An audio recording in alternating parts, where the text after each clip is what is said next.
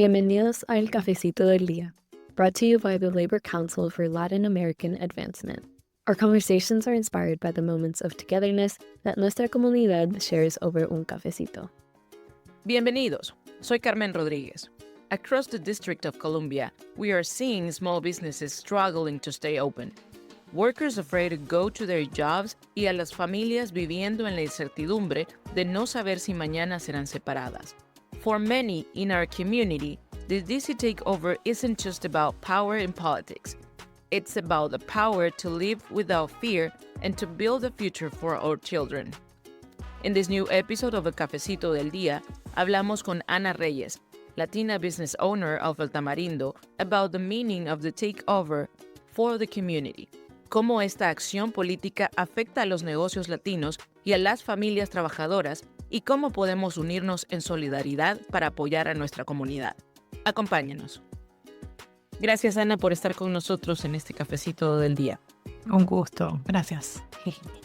Para empezar nuestra conversación, podemos hablar sobre cuáles son los cambios económicos, positive or negatives, you have experienced as a Latina business owner since the DC takeover y cómo estos han afectado a la comunidad.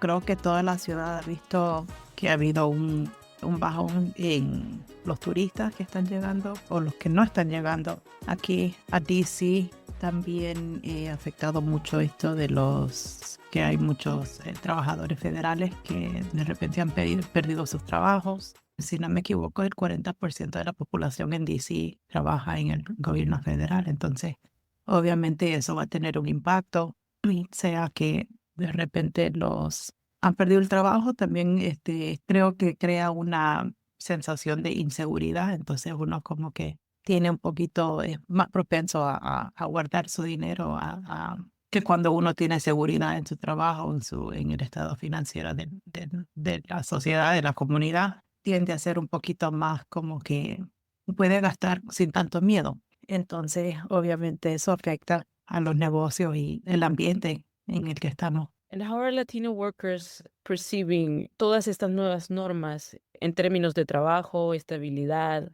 seguridad, salarios y también un poco de esta inseguridad que ellos mismos enfrentan? Nosotros sí nos ha bajado bastante la clientela latina, que nosotros tenemos una clientela bastante diversa, que es una cosa que nosotros valoramos mucho eso, que tenemos un espacio súper diverso, sea entre diferentes razas o socioeconomic positions. Es súper diverso, pero sí hemos visto como que un bajón en la clientela latina, como que no está saliendo mucho por temas de inseguridad. Y aparte del restaurante, he escuchado mucho que la gente de Maryland o de Virginia no quiere entrar a DC por evitarse un momento que no sea agradable. Pues siempre regresando a eso de la inseguridad, tantos cambios que han estado pasando en la ciudad.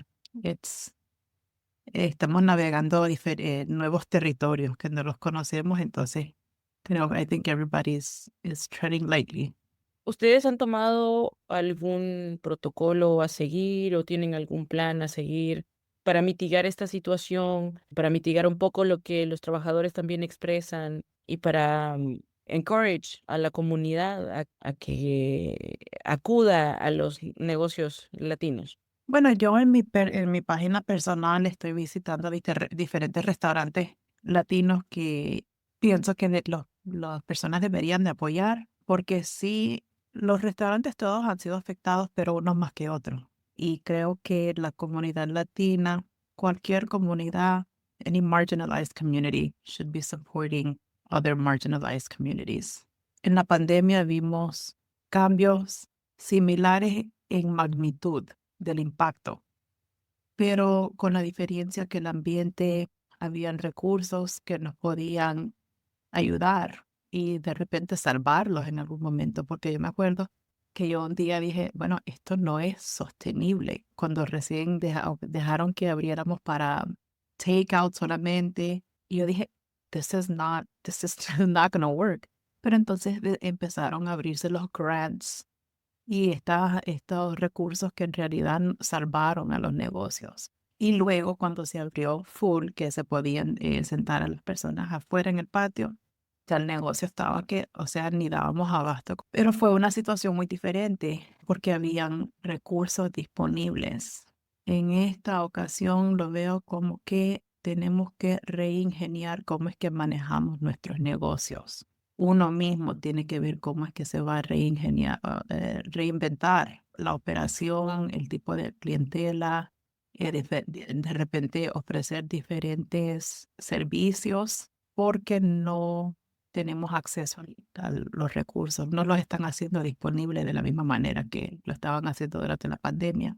Entonces, yo siempre pienso que cuando estamos en aprieto, lo más importante es ponerse creativo, sentarse calmadamente, tranquilo y pensar out of the box, porque nada es igual, ni nada va a regresar a ser como era antes. Entonces, es de sentarse, reingeniar y ver cómo es que uno va a mantenerse fuerte y mantener a nuestra gente fuerte. And keep going. Creo que hay personas que tienen unos son más vulnerables que los otros. Entonces, me parece que me da como un ounce of hope cuando veo las personas que de repente no están tan vulnerables, se mantienen fuertes y apoyando de diferentes maneras. Me pareció excelente que este fin de semana se hizo el Festival Fiesta DC. Entonces los que pudieron ir fueron, los que no pudieron ir no fueron, pero el liderazgo de la ciudad y la organización se mantuvo fuerte y no nos dejamos que nos venza el miedo. Entonces creo que esas cositas así son importantes en cómo nos podemos mantener fuertes, darnos aliento uno con el otro. ¿Cuáles, con tu experiencia en los negocios, cuáles crees que podrían ser los long-term effects en la economía, en la presencia cultural y por sobre todo en como en el bienestar de las familias latinas que, como ya tú nos contaste, no han dejado de venir como antes asistían a restaurantes o a DC? Quisiera tener a view into the future. Económicamente, creo que sí va a haber como un shift. Lo que sí me preocupa un poco es el trauma que están teniendo los niños en nuestra comunidad. Veo una necesidad para apoyo de salud mental para nuestra comunidad, especialmente los niños y los adultos también, obvio, pero con los niños creo que es una generación que se está criando con un trauma que ojalá tengamos los recursos y le pongamos la importancia en tratar esos traumas, porque es una generación completa que se va a crecer con esta sensación de inseguridad. Yo me crecí en este país pensando que ciertas cosas eran temas del pasado, que nunca los we would never experience that again. No me sentía tan segura en mi país que así me crecí con una seguridad súper fuerte. Desafortunadamente, mi hijo no se está creciendo con esa seguridad, pero aún la situación de él es mucho más estable de la situación de otros niños que en realidad tienen miedo por sus padres, se van a la escuela, no sabe si los padres van a estar ahí cuando regresen. No tengo una respuesta en cómo veo que eso va a salir, pero sí lo que sí me da un poquito de aliento también es que sí veo muchos recursos que como que estamos reconociendo la importancia de la salud mental en nuestra comunidad y veo como que sí están saliendo más recursos para eso, que sí me parece muy, muy bien. Y económico, obviamente que va a tener un impacto en nuestra comunidad, pero, tenemos muchas personas súper fuertes, súper inteligentes en nuestra comunidad que, como dije, creativos, that we figure it out. Eso es algo que tenemos los latinos, que we figure things out.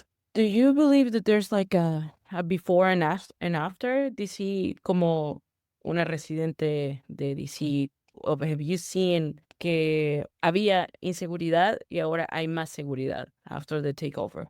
En cada ciudad, major city, siempre vas a tener crimen. It's undeniable que después de la pandemia subió el crimen y que se tenía que hacer algo. Eso, sí, there's no denying that. Pero creo que tenemos que ver el precio que pagamos por esa seguridad y que si ese precio es demasiado alto o si vale la pena. Yo creo que esa es la pregunta que nos tenemos que hacer. Que si ha bajado el crimen, obvio ha bajado el crimen, but at what price? And I think we should think about that. and if the price is worth it. What can organizations like LACLA, unions, union members can do to support a small Latino-owned business y sus trabajadores? I think that we can continue to support small Latino businesses by going out to eat at those businesses, go into the Latino supermarket, whatever we can keep in our communities. I think that's very important. Partnerships with other marginalized communities is important. And like I said, the ones that are just try to stay as strong as we can. And those that have more privilege over the others, then we should use that privilege for good. You know, in these moments, I always think like, okay, you go back to Pueblo. Who's going to hold you up at Pueblo? La gente, tu gente, and mantenerse unido.